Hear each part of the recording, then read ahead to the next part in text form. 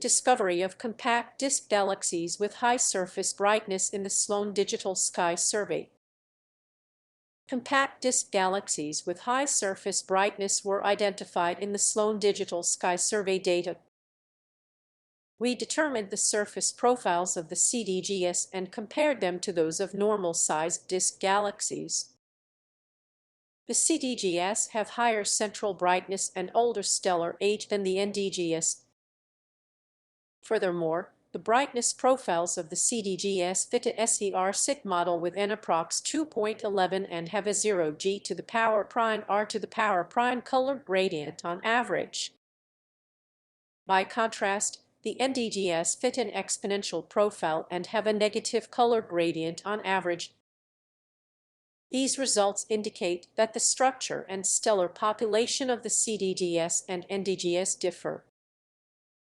We suggest that the CDGS are ancient galaxies in the quenching phase following the initial central starburst. Next article. Illuminating the Dark Side of Cosmic Star Formation Roman II, a second date with RS near-dark galaxies in cosmos. About 12 billion years ago, the universe was first experiencing light again after the Dark Ages, and galaxies filled the environment with stars, metals, and dust. How efficient was this process? How fast did these primordial galaxies form stars and dust? We can answer these questions by tracing the star formation rate density back to its widely unknown high redshift tail traditionally observed in the near-infrared, optical, and UV bands. Thus, the objects with a high amount of dust were missing. We aim to fill this knowledge gap by studying radio-selected near-dark sources, i.e. sources not having a counterpart at UV to near wavelengths. We widened the sample by Taylor et al. From 197 to 272 objects in the Cosmic Evolution Survey field, including also photometrically contaminated sources previously excluded. Another important step forward consists in the visual inspection of each source in the bands from U* to MIPS 24 mum. According to their environment in the different bands, we are able to highlight different cases of study and calibrate an appropriate photometric procedure for the objects affected by confusion issues. We estimate that the contribution of RS near-dark to the cosmic SFRD at 3 less than Z less than 5 is SID 10-25% of that based on UV-selected galaxies. Next article.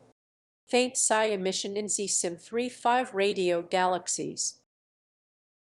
We present at a large millimeter sub-millimeter array neutral carbon (CI) line observations that probe molecular hydrogen gas within 7 radio galaxies at Z equal to 2.94.5 surrounded by extended Lie alpha nebulae.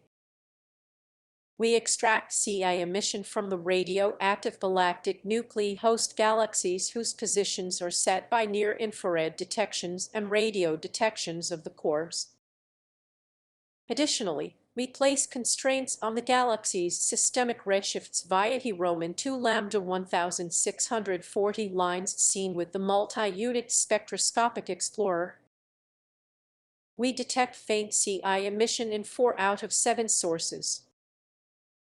In 2 of these galaxies, we discover narrow line emission of full width at half maximum less than 100 kms to the power 1, which may trace emission from bright KPC scale gas clouds within the exit. In the other 2 CI detected galaxies, line dispersions range from SIM 100-600 kms to the power 1 and may be tracing the rotational component of the cold gas. Overall, the CI line luminosities correspond to H2 masses of MRMH2 CI Sybit times 10 to the power 10 MO for the detections and MH2 CI less than 0.65 times 10 to the power 10 MO for the CI non-detections in 3 out of 7 galaxies within the sample. the molecular gas masses in our sample are relatively low in comparison to previously reported measures for similar galaxies, which are NH2Ci Simic times 10 to the power 10. Our results imply that the observed faintness in carbon emission is representative of a decline in molecular gas supply from previous star formation epochs and/or a displacement of molecular gas from the exit due to jet power outflows. Next article. The evolution of the cold gas fraction in nearby clusters ram pressure-stripped galaxies. Clustered galaxies are affected by the surrounding environment, which influences, in particular, their gas, stellar content, and morphology. In particular, the ram pressure exerted by the intracluster medium promotes the formation of multi-phase tails of stripped gas detectable both at optical wavelengths and in the sub-mm and radio regimes, tracing the cold molecular and atomic gas components, respectively. In this work, we analyze a sample of 16 galaxies belonging to clusters at redshift SIM 0.05, showing evidence of an asymmetric H1 morphology with and without a star-forming tail. To this sample, we add 3 galaxies with evidence of a star-forming tail and no H1 detection. Here we present the galaxy's RMH2 gas content from apex observations of the CO emission. We find that in most galaxies with a star-forming tail, the RMH2 global content is enhanced with respect to undisturbed field galaxies with similar stellar masses, suggesting an evolutionary path driven by the ram pressure stripping. As galaxies enter into the clusters, their H1 is displaced but also partially converted into RMH2, so that they are RMH2 enriched when they pass close to the pericenter, i.e. when they develop the star-forming tails that are visible in UVB broadbands and in H-alpha emission. An inspection of the phase space diagram for our sample suggests an anticorrelation between the H1 and RMH2 gas phases as galaxies fall into the cluster potential. This peculiar behavior is a key signature of the ram pressure stripping in action. Next article. The energy distribution of the first supernovae. The nature of the first Pop Roman 3 stars is still a mystery, and the energy distribution of the first supernovae is completely unexplored. For the first time, we account simultaneously for the unknown initial mass function, stellar mixing, and energy distribution function of Pop Roman 3 stars in the context of a cosmological model for the formation of an MW analog. Our data-calibrated semi-analytic model is based on an n-body simulation and follows the formation and evolution of both Pop Roman 3 and Pop Roman 2I stars in their proper time scales. We discovered degeneracies between the adopted Pop Roman 3 unknowns in the predicted metallicity and carbonicity distribution functions and the fraction of C-enhanced stars. Nonetheless, we are able to provide the first available constraints on the EDF dn de star propto e star to the power alpha e with 1 lec alpha e lec 2.5. In addition, the characteristic mass of the Pop Roman 3 IMF should be mRMCH less than 100 rmmO, assuming a mass range consistent with hydrodynamical simulations. Independent of the assumed Pop Roman 3 properties, we find that all C-Phi greater than 0.7 stars have been enriched by Pop Roman 3 supernovae at a greater than 20% level, and all C-Phi greater than 2 stars at a greater than 95% level. All very metal-poor stars with RMC-Phi less than 0 are predicted to be predominantly enriched by Pop Roman 3 hypernovae and/or pair instability supernovae. To better constrain the primordial EDF, it is absolutely crucial to have a complete and accurate determination of the metallicity distribution function and the properties of C-enhanced metal-poor stars in the galactic halo. Next article. Detection of the Keplerian decline in the Milky Way rotation curve. Our position inside the galactic disk had prevented us from establishing an accurate rotation curve until the advent of Gaia, whose third data release made it possible to specify it up to twice the optical radius.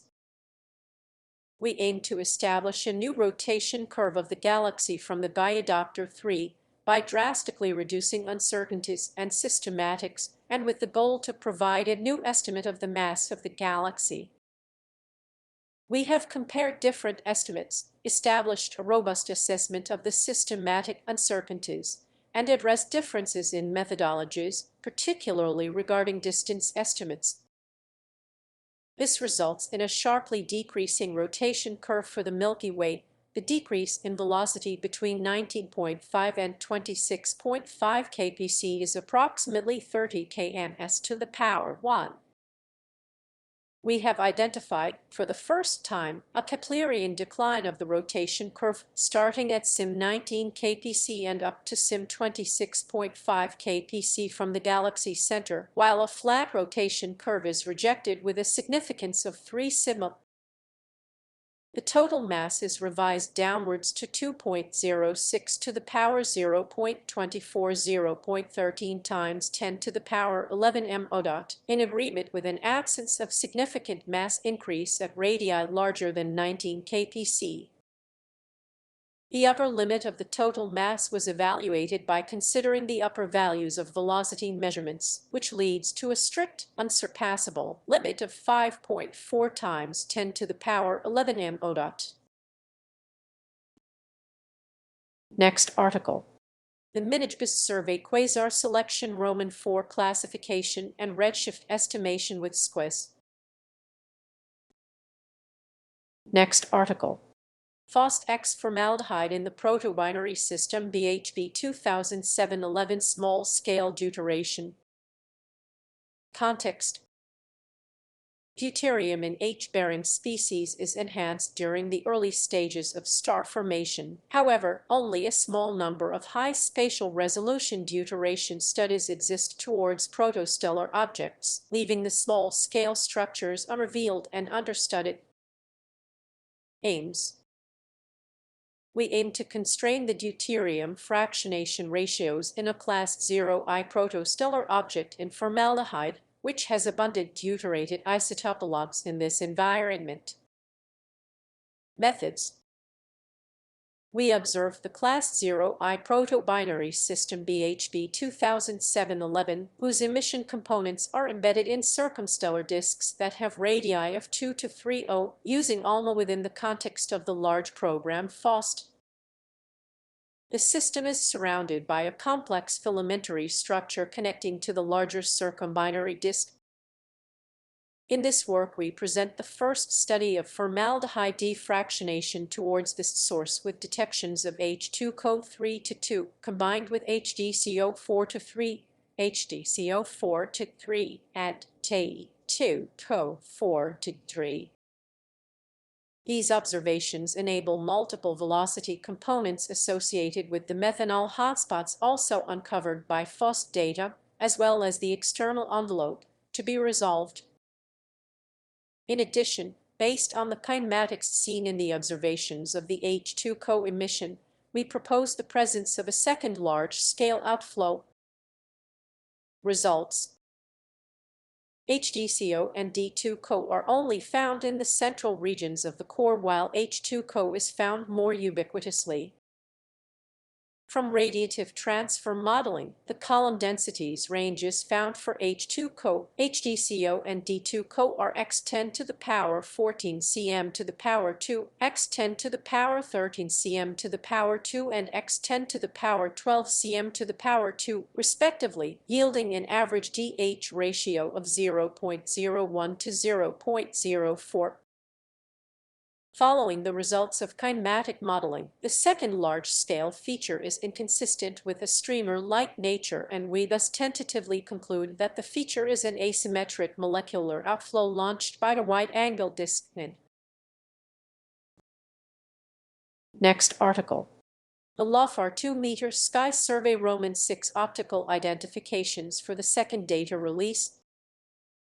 The second data release of the LOFAR 2-meter sky survey covers 27% of the northern sky, with a total area of sim 5700 dec to the power 2. The high angular resolution of LOFAR with Dutch baselines allows us to carry out optical identifications of a large fraction of the detected radio sources without further radio follow-up. However, the process is made more challenging by the many extended radio sources found in LOFAR images as a result of its excellent sensitivity to extended structure. In this paper, we present source associations and identifications for sources in the second data release based on optical and near-infrared data, using a combination of a likelihood ratio cross-match method developed for our first data release, our citizen science project Radio Galaxy Zoo LOFAR, and new approaches to algorithmic optical identification, together with extensive visual inspection by astronomers. We also present spectroscopic or photometric redshifts for a large fraction of the optical identifications. In total, 116,934 radio sources lie in the area with good optical data, of which 85% have an optical or infrared identification and 58% have a diode redshift estimate. We demonstrate the quality of the dataset by comparing it with earlier optically identified radio surveys. This is by far the largest ever optically identified radio catalog and will permit robust statistical studies of star forming and radio-loud active galaxies. Next article. Fuzzy dark matter dynamics in tidally perturbed dwarf spheroidal galaxy satellites. Fuzzy dark matter has dynamical properties that differ significantly from cold dark matter. These dynamical differences are strongly manifested on the spatial scale of dwarf spheroidal galaxies, which roughly corresponds to the de Broglie wavelength of a canonical mass FDM particle. We study simulations of a DSBH satellite which is tidally perturbed by its host galaxy in order to identify dynamical signatures that are unique to FDM and to quantify the imprints of such perturbations on an observable stellar tracer population. We find that a perturbed FDM soliton develops a long-standing breathing mode, whereas for CDM such a breathing mode quickly phase mixes and disappears. We also demonstrate that such signatures become imprinted on the dynamics of a stellar tracer population, making them observable with sufficiently precise astrometric measurements. Next article. Pearl's near-infrared photometry in the JWST North Ecliptic Pole Time Domain Field. We present near-infrared ground-based Y, J, H, and K imaging obtained in the James Webb Space Telescope North Ecliptic Pole Time Domain Field using the MNT Magellan Infrared Imager and Spectrometer on the MNT.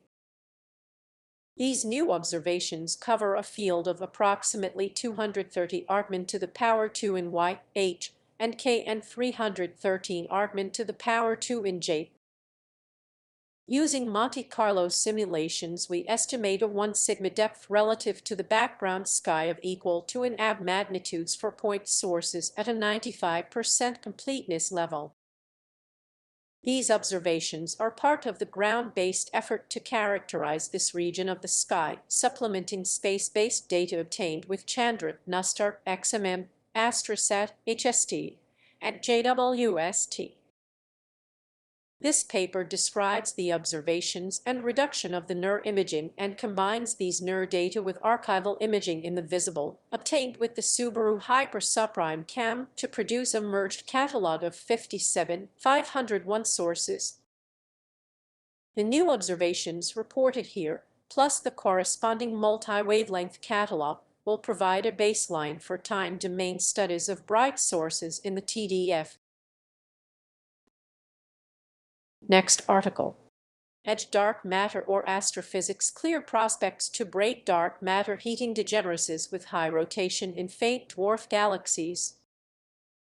Low-mass dwarf galaxies are expected to showcase pristine cuspy inner dark matter density profiles compared to their stellar sizes, as they form too few stars to significantly drive dark matter heating through supernovae-driven outflows. Here, we study such simulated fate systems drawn from high-resolution cosmological simulations from the Engineering Dwarf Galaxies at the Edge of Galaxy Formation project. We confirm that these objects have steep and rising inner dark matter density profiles at C equal to 0, little affected by galaxy formation effects. But 5 dwarf galaxies from the suite showcase a detectable H1 reservoir analogous to the observed population of faint, high-bearing dwarf galaxies. These reservoirs exhibit episodes of ordered rotation, opening windows for rotation curve analysis. Within actively star-forming dwarfs, stellar feedback easily disrupts the tenuous H1 disks, making rotation short-lived and more challenging to interpret for dark matter inferences. Contrastingly, we highlight a long-lived and easy-to-interpret H1 rotation curve extending to approx 2 R12 text 3D in a quiescent dwarf that has not formed new stars since Z equal to 4. This stable gas disk is supported by an oblate dark matter halo shade that drives high angular momentum gas flows. Our results strongly motivate further searches for H1 rotation curves in the observed population of high-bearing low-mass dwarfs that provide a key regime to disentangle the respective roles of dark matter microphysics and galaxy formation effects in driving dark matter heating. Next article. Gas phase elemental abundances in molecular clouds Roman 9 deuterated compounds of H2s in starless cores. H2s is thought to be the main sulfur reservoir in the ice, being therefore a key molecule to understand sulfur chemistry in the star formation process and to solve the missing sulfur problem. The H2's deuterium fraction can be used to constrain its formation pathways. We investigate for the first time the H2's deuteration in a large sample of starless cores. We use observations of the GEMS IRAM-30M large program and complementary IRAM-30M observations. We consider a sample of 19 SC in Taurus, Perseus, and Orion, detecting HDS in 10 and D2s in 5. The H2's single and double deuterium fractions are analyzed with regard to their relation with the cloud physical parameters, their comparison with other interstellar sources, and their comparison with deuterium fractions in early-stage star-forming sources of CC3H2, H2CS, H2O, H2CO, and CH3O. We obtain a range of XX 0.025 to 0.2 and XX 0.05 to 0.3. H2's single deuteration shows an inverse relation with the cloud kinetic temperature. H2's deuteration values in SC are similar to those observed in class 0. Comparison with other molecules in other sources reveals a general trend of decreasing deuteration with increasing temperature. In SC and class 0 objects, H2CS and H2CO present higher deuteration fractions than CC3H2, H2s, H2O, and CH3O. H2O shows single and double deuteration values 1 order of magnitude lower than those of H2s and CH3O. Differences between CC3H2, H2CS, and H2CO deuterium fractions and those of H2s, H2O, and CH3O are related to deuteration processes produced in gas or solid phases, respectively. We interpret the differences between H2s and CH3O deuterations and that of H2O as a consequence of differences on the formation routes in the solid phase, particularly in terms of the different occurrence of the DH and HD substitution reactions in the ice, together with the chemical desorption processes. Next article. Optical UV continuum morphologies of compact radio source hosts. We present the first systematic search for UV signatures from radio source-driven AGN feedback in compact spectrum radio galaxies. Owing to their characteristic subgalactic jets, CSS hosts are excellent laboratories for probing galaxy-scale feedback via jet-triggered star formation. The sample consists of 7 powerful CSS galaxies, and 2 galaxies host to radio sources greater than 20 kpc as control, at low to intermediate redshifts. Our new HSD images show extended UV continuum emission in 6-7 CSS galaxies with 5 CSS hosts exhibiting UV knots co-spatial and aligned along the radio jet axis. Young, massive stellar populations are likely to be the dominant source of the blue excess emission in radio galaxies at these redshifts. Hence, the radio-aligned UV regions could be attributed to jet-induced starbursts. Lower near UV SFRS compared to other indicators suggests low scattered AGN light contribution to the observed UV.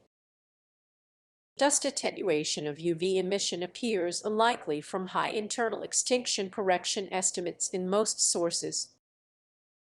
Comparison with evolutionary synthesis models shows that our observations are consistent with recent star-forming activity likely triggered by current or an earlier episode of radio emission, or by a confined radio source that has frustrated growth due to a dense environment.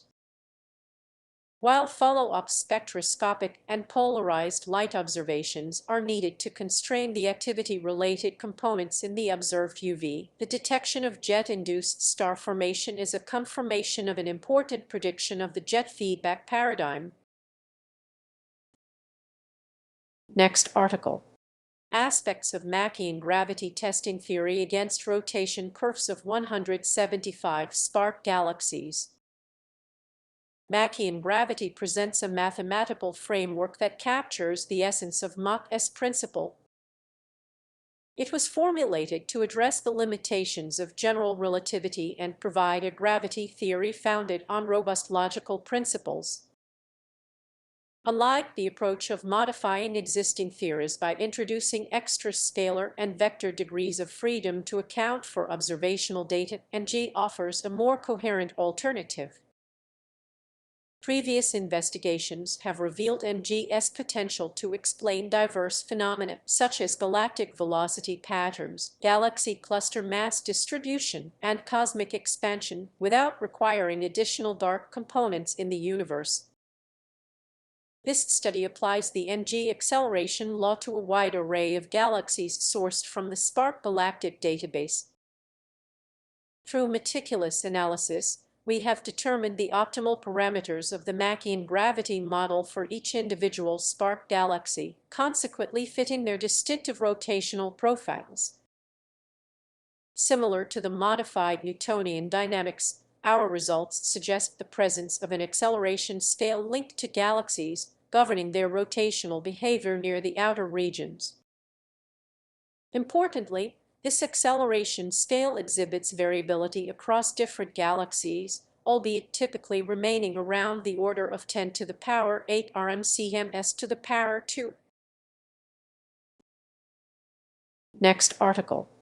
Very massive star models, impact of rotation and metallicity and comparisons with observations.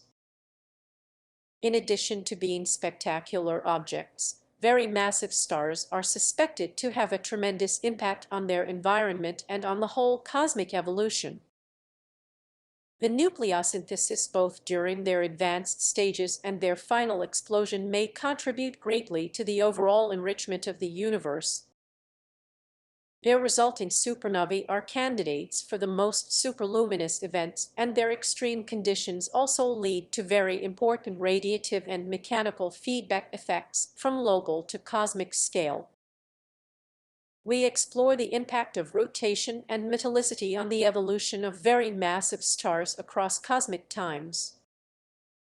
with the recent implementation of an equation of state in the GenX stellar evolution code, appropriate for describing the conditions in the central regions of very massive stars in the advanced phases, we present new results on VMS evolution from population Roman III to solar metallicity.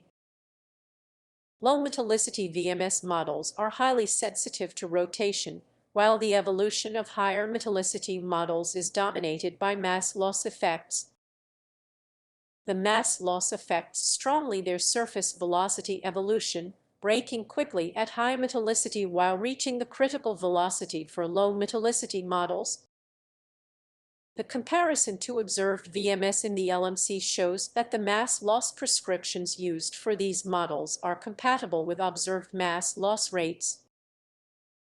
In our framework for modeling rotation, our models of VMS need a high initial velocity to reproduce the observed surface velocities. The surface enrichment of these VMS is difficult to explain with only one initial composition and could suggest multiple populations in the R136 cluster. At a metallicity typical of R136, only our non- or slowly rotating VMS models may produce pair instability supernovae.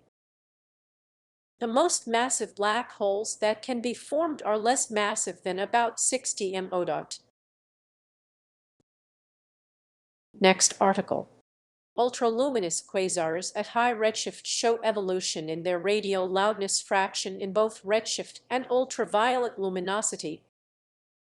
We take a sample of 94 ultraluminous optical quasars from the search of over 14,486 dead to the power 2 by Oken et al.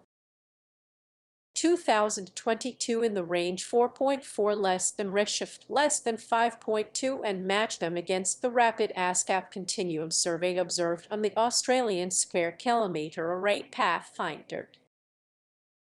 From this most complete sample of the bright end of the redshift 5 quasar luminosity function, there are 10 radio continuum detections, of which 8 are considered radio loud quasars. The radial loud fraction for this sample is 8.5 pm 2.9%. Jiang et al.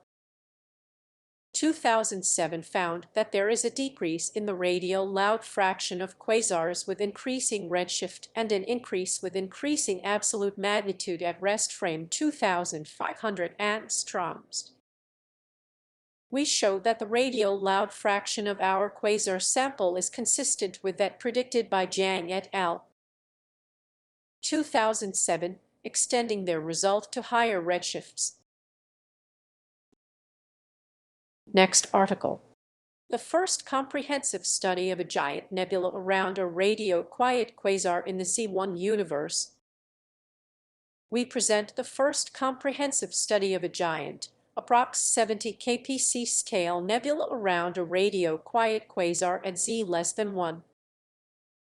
The analysis is based on deep integral field spectroscopy with use of the field of He 0238 to 1904, a luminous quasar at Z equal to 0.6282. The nebula emits strongly in Matham O, Roman 2, RMH beta, and Matham O, Roman 3, and the quasar resides in an unusually overdense environment for a radio-quiet system. The environment likely consists of two groups which may be merging, and in total have an estimated dynamical mass of mRMDin approx 4 times 10 to the power 13 to 10 to the power 14 RMMO. The nebula exhibits largely quiescent kinematics and irregular morphology. The nebula may arise primarily through interaction-related stripping of circumgalactic and interstellar medium of group members, with some potential contributions from quasar outflows. The simultaneous presence of the giant nebula and a radio-quiet quasar in a rich environment suggests a correlation between such circumquasar nebulae and environmental effects. This possibility can be tested with larger samples. The upper limits on the electron number density implied by the O-Roman 2 doublet ratio range from log less than 1.2 to 2.8. However, assuming a constant quasar luminosity and negligible projection effects, the densities implied from the measured line ratios between different ions and photoionization simulations are often 10 to 400 times larger. This large discrepancy can be explained by quasar variability on a timescale of approx 10 to the power 4 10 to the power 5 years. Next article. RxCJ 1111-6 4050 galaxy cluster, the observational evidence of a transitional fossil group. We present a detailed kinematical and dynamical study of the galaxy cluster RxCJ 1111.6 4050 at Z equal to 0.0756 using 104 new spectroscopic redshifts of galaxies observed at the TNG 3.5M telescope and SDSS Dr. 60 tablet arxiv. Our analysis is performed in a multi-wavelength context in order to study and compare mainly optical and X-ray properties using XM and Newton data. We find that RxCJ 1111 is a galaxy cluster showing a velocity distribution with clear deviations from Gaussianity that we are able to explain by the presence of a substructure within the cluster. The two cluster components show velocity dispersions of 644 pm 56 kms and 410 pm 123 kms, which yield dynamical masses of m200 equal to 1.9 pm 0.4 times 10 to the power 14 m o dot and 0.6 pm 0.4 times 10 to the power 13 and O dot for the main system and substructure, respectively. RxCJ 1111 presents an elongation in the north-south direction and a gradient of 250 to 350 kms MPC in the velocity field, suggest that the merger axis between the main system and substructure is slightly tilted with respect to the line of sight. The substructure is characterized by a magnitude gap delta M12 G 1.8, so it fits the fossil life definition of a galaxy group. Mass estimates derived from X-ray and optical are in good agreement when two galaxy components are considered separately. We propose a 3D merging model and find that the fossil group is in an early phase of collision with the RxCJ 1111 main cluster and almost aligned with the line of sight. This merging model would explain the slight increase found in the Tx with respect to what we would expect for relaxed clusters. Due to the presence of several brightest galaxies, after this collision, the substructure would presumably lose its fossil condition. Therefore, RxCJ 1111 represents the observational evidence that the fossil stage of a system can be temporary and transitional. Next article. The nature of the incandidate CXOJ 133,815-604325 high-frequency radio emission. The ultraluminous X-ray source CXOJ 133,815.6043255 is a strong candidate for a bona fide intermediate mass black hole, residing in the outskirts of NGC 5252. We present 22 GHz radio observations of this source obtained serendipitously in an ongoing high-frequency imaging survey of radio-quiet active galactic nuclei, and use this new data point to construct the broadband radio spectral energy distribution. We find that the set exhibits a spectral slope of alpha equal to 0.66 pm 0.02, consistent with a steep spectrum from optically thin synchrotron emission from an unresolved jet. We also find that the LRLX ratio is approximately 10 to the power 3, inconsistent with radio-quieted GN and many ULXs, but consistent with low luminosity at GN and radio-loud quasars. Together, these observations support the conclusion that CXOJ 133,815.6043255 is an intermediate mass black hole producing at low mass and a lot of radio jets seen in classical quasars. Next article. Flux evolution and kinematics of superluminal components in Blazar 3C345. The processing jet nozzle scenario previously proposed was applied to model fit the kinematics of 5 superluminal components of Jet B in Blazar 3C345. Based on a specific pattern for the processing common trajectory of Jet B, the kinematic properties were model fitted and their flux evolution could be studied. Through model simulation of their kinematic behavior, the bulk Lorentz factor, viewing angle, and Doppler factor were derived as continuous functions of time, and the association of their flux evolution with their Doppler boosting effect was investigated. The 43 GHz light curves of the 5 superluminal components can be well interpreted in terms of their Doppler effect. The close association of their flux evolution with the Doppler boosting effect firmly validates our processing nozzle scenario and supports the traditional point view that superluminal components are physical entities participating in relativistic motion toward us at small angles. The model simulation of kinematic behavior of superluminal components by using our processing nozzle scenario with specific patterns assumed for the processing common trajectories yields the model-derived bulk Lorentz factor, apparent velocity, viewing angle, and Doppler factor as continuous functions of time, which are most applicable to study the connection of flux evolution with Doppler boosting effect for the superluminal components.